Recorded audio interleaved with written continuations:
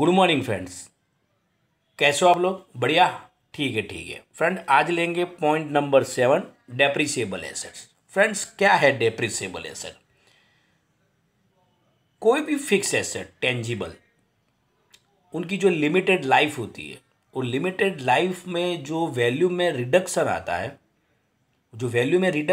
वो कहलाता है डेप्रिसिएशन। और जो एसेट्स में ये रिडक्शन आता है, which is called as a depreciable asset. Whilst on some asset depreciation is not charged. Let's take an example, the land. क्योंकि क्योंकि उसमें उसका पैसेज आप यूज करने से रिड्यूस नहीं हो रहा है, तो आप सिंगल लैंड पे आप डेप्रिसिएशन काउंट नहीं कर सकते। बट लैंड एंड बिल्डिंग होगा, यानी बिल्डिंग तो सीधी बात है लैंड पे ही होगी, तो आप डेप्रिसिएशन चार्ज कर सकते हो। बट सिंगल लैंड पे आप डेप्रिसिएशन चार्ज नहीं कर सकते। तो बट नॉर्मल सर्क्यूटेंसीज में जो हम एक्सप्लेन कर सकते हैं कि डेप्रिसिएबल एसेट्स है क्या। अब कोई भी assets, any asset which are purchase for use, यानी आपने वो यूज करने के लिए ही परचेज की है, नहीं सेल करने के लिए, फिर तो वो गुड्स हो जाएगी। यानी आपने सिर्फ यूज करने के लिए, कंपनी ने या बिजनेस कोई भी फर्म हो, उसने ये एसेट्स यूज करने के लिए परचेज की हुई, तो which is called depreciable asset. कोई भी assets, any assets which are use for more than one accounting period, यानी 12 मंथ से ज़्यादा, इट्स कंसिडर डेप्रिसिएबल एसेट्स। यानी इसका मीनिंग यही होता है कि आप उसको 1 साल से ज़्यादा, यानी मोर देन वन अकाउंटिंग ईयर में आप उसको यूज़ करो।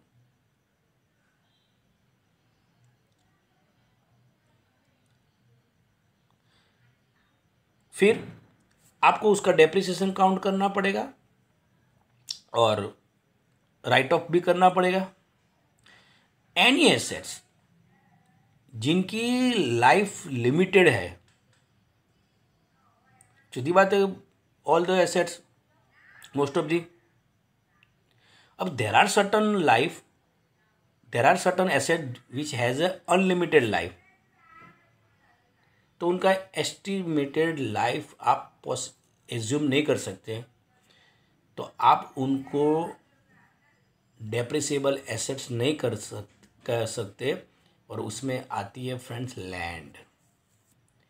लैंड आप कितना भी यूज़ कर लो, इनका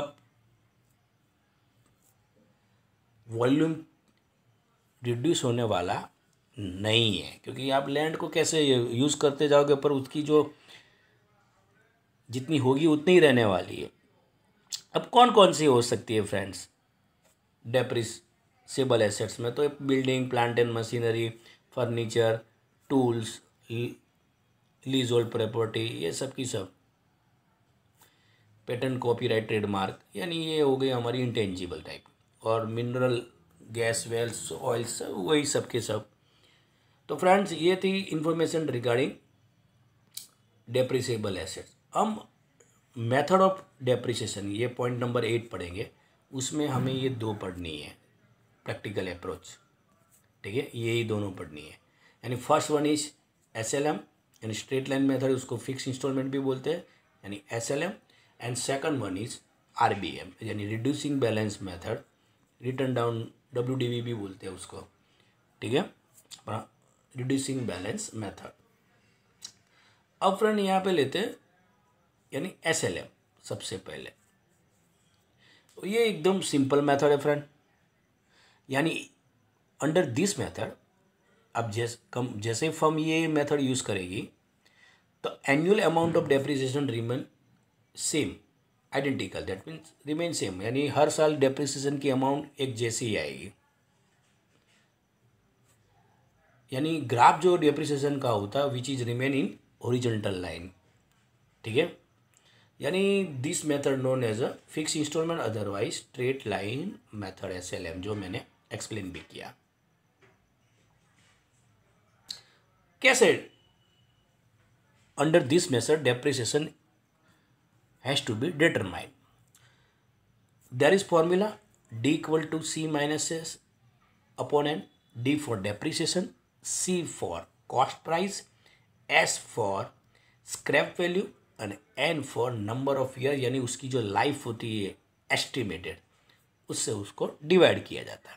यानी डेप्रिसिएशन फाइंड आउट करने के लिए, यानी डेप्रिसिएबल अमाउंट फाइंड आउट करने के लिए, यानी तय करने के लिए, डिटरमाइन, तो आपको सबसे पहले कॉस्ट प्राइस में से स्क्रैप वैल्यू को माइनस करना पड़ेगा. ठीक है, और उसको उसकी एस्टिमेटेड लाइफ से आपको डिवाइड करना पड़ेगा. तो आपको per annum annual amount of depreciation मिल जाएगा friends. Next friends, sometime determine the amount of depreciation, the depreciation rate is provided. यानी आपको रेट ऑफ डेप्रिसिएशन एज्यूम कर लेते, मान लो कि रेट ऑफ डेप्रिसिएशन 10% है. ठीक है, प्रोवाइडेड ही है. तो उस टाइम पे कैसे डेप्रिसिएशन फाइंड आउट करेंगे? तो फ्रेंड, मल्टीप्लिकेशन करना है. आपके पास कॉस्ट प्राइस तो होगी, यानी multiplication of cost price with the rate of depreciation. यानी मान लो कि एसेट्स की कॉस्ट प्राइस 1 लाख रुपीज़ है, रेट ऑफ डेप्रिसिएशन 10% है, तो फ्रेंड 1 लाख का 10% यानी 10,000 हमारी अमाउंट ऑफ डेप्रिसिएशन होगी फ्रेंड्स. क्लियर है फ्रेंड्स? यानी कॉस्ट प्राइस को रेट ऑफ डेप्रिसिएशन से मल्टीप्लाई कर लो. ठीक है, क्लियर? बेनिफिट्स क्या है फ्रेंड्स? बेनिफिट्स क्या है? तो फ्रेंड्स, बेनिफिट यही है कि it is a simple method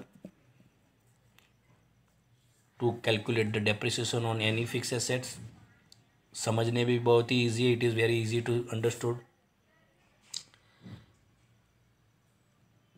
since the amount of depreciation remain identical every year, तो no frequent competition of depreciation require, यानी हर साल आपको डेप्रिसिएशन काउंट करने की रिक्वायरमेंट नहीं होगी, क्योंकि एक जैसा ही आएगा डेप्रिसिएशन.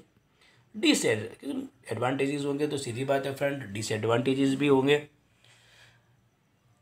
डिसएडवांटेजेस क्या है फ्रेंड? क्योंकि हमें पता है कि आइडेंटिकल है depreciation amount for every year, तो होगा क्या? जो भी मेंटेनेंस एक्सपेंसेस हो गए, ठीक है, तो वो तो यहाँ पे कंसीडर होने वाले नहीं है. ठीक है, अब तो पहले 2-3 साल तो ठीक है कि मशीनरी नई होती है तो एसेट्स नहीं होती तो इतने आइडेंटिकल नहीं होते एक्सपेंडिचर, पर जैसे जैसे आप यूज़ करते जाओगे तो एक्सपेंसेस आपके मेंटेनेंस बढ़ते जाएंगे, पर आपको तो कॉस्ट प्राइस पे ही काउंट करना है, तो दिक्कत आ जाएगी. ये मेथड में interest on capital is ignored. ये दूसरी डिसएडवांटेजेस, यानी रिपेयरिंग एक्सपेंडिचर वो कंसिडर नहीं हो रहे, क्योंकि वो तो जैसे जैसे यूज़ साल गुजरते जाएंगे एक्सपेंसेस आपके मेंटेनेंस बढ़ते जाएंगे. For which asset it is suitable है, यानी अप्रोप्रिएबल है, यानी कहाँ पे? तो यहाँ पे हुज यूजफुल लाइफ, यानी एस्टिमेटेड लाइफ, वहाँ पे जिनकी लाइफ इजीली आप पता ही है बिजनेस को, यानी lease hold property lease period पता ही होता है, कॉपीराइट, पेटेंट, ट्रेडमार्क, यहाँ पे ये एसएलएम बहुत ही यूज़फुल है फ्रेंड, बहुत ही यूज़फुल है. तो ये वाले एसेट्स में ये चलते हैं फ्रेंड. ठीक है फ्रेंड? तो फ्रेंड, अब लेते हैं अकाउंटिंग ट्रीटमेंट. अकाउंटिंग ट्रीटमेंट क्या होती है, जर्नल कैसे लिखी जाती है? तो फर्स्ट ईयर जब आप एसेट्स को परचेज कर रहे हो, तो एसेट्स अकाउंट यानी यहाँ पे तो सबके सब प्रैक्टिकल अप्रोच मशीनरी के, तो हम यहाँ पे मशीनरी भी लिखनी हो तो लिख सकते हैं, क्योंकि वो आपको समझने में ईजी हो जाएगा, क्योंकि यहाँ पे पूरे सम्स मशीनरी के ही एक ही एसेट्स है। चलो फिर भी एसेट्स है तो कोई भी एसेट्स हो सकती है। एसेट्स अकाउंट यानी यहाँ पे हम मशीनरी लेते हैं। To bank and cash, bank में उनकी परचेज प्राइस आएगी, और कैश और बैंक में यानी कोई भी एक्सपेंसेस आपने ट्रांसपोर्टेशन और इंस्टॉलेशन पे किए होंगे तो वो कैश में आएंगे। अब front at the end of the first accounting year उसका डेप्रिसिएशन काउंट करेंगे। डेप्रिसिएशन एक्सपेंडिचर है बिजनेस के लिए, तो सीधी बात है डेबिट होगा, और एसेट्स की वैल्यू कम होगी तो एसेट्स का अकाउंट क्रेडिट होगा। तो दूसरी जर्नल क्या आएगी, depreciation account to assets account. फिर हम डेप्रिसिएशन अकाउंट को क्लोज करके कहाँ लिए जाएंगे, प्रॉफिट एंड लॉस अकाउंट में डेबिट साइड, यानी profit and loss account to depreciation account. ये 3 एंट्री आएगी फर्स्ट ईयर के लिए, ठीक है। फिर तो फ्रेंड सेकंड ईयर से सीधी डेप्रिसिएशन ही राउट काउंट करना है, तो depreciation account to assets account और P&L टू डेप्रिसिएशन, यानी सेकंड और थर्ड तो कॉमन रहने वाली है, ठीक है। कोई भी सम होगा तो SLM का, ठीक है। तो फ्रेंड ये वाले वीडियो में इतना ही, जर्नल भी हमने डिस्कस कर ली। नेक्स्ट में हम थोड़ा प्रैक्टिकल अप्रोच स्टार्ट करेंगे। तो ये वाले वीडियो में इतना ही। Have a good day.